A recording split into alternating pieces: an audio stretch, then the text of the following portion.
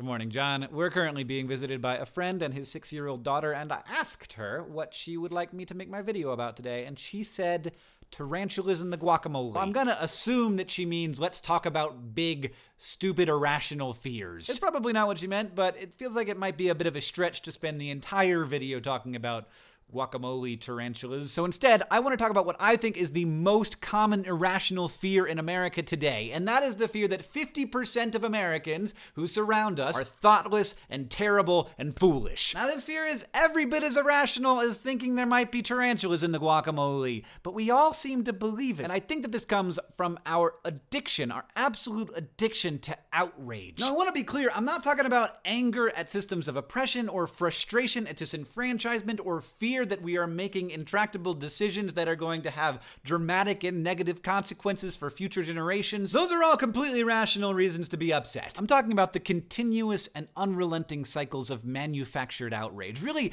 manufactured fear that I, used to be a part of and I used to encourage. I used to think that outrage was our most powerful tool for positive change. You had to get people angry and you had to get them up and moving and doing stuff. But what I've seen in my 35 years is that angry people, the stuff they do, is mostly they talk to each other about how angry they are, and they talk to each other about how wrong other people are, and then every once in a while they interact with those wrong people, and then they just are mean. And everyone does this. Fake statistics get created and passed around, we burn down straw men, and we get to feel good about it.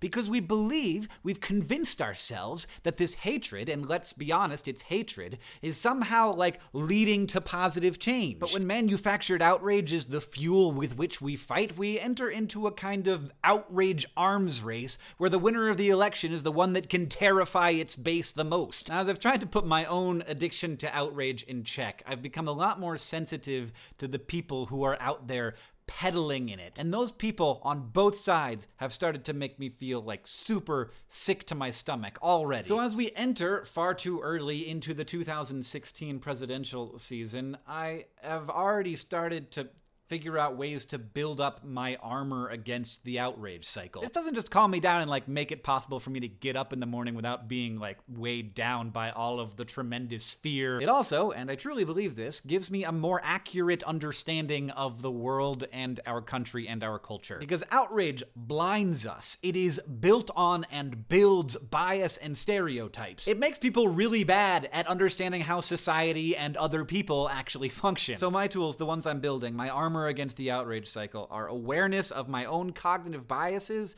a belief in the fundamental goodness of other people, that they want good things for themselves and for their families, and compassion.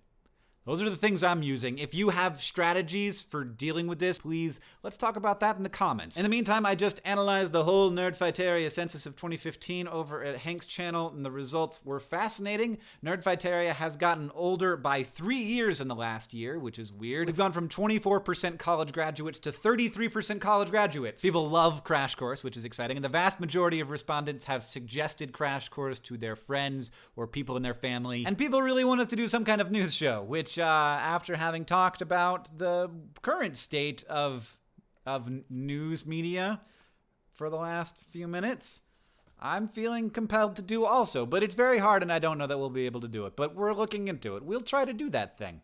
So thanks. I'm glad that you'd be interested in that. John, I'll see you on Tuesday.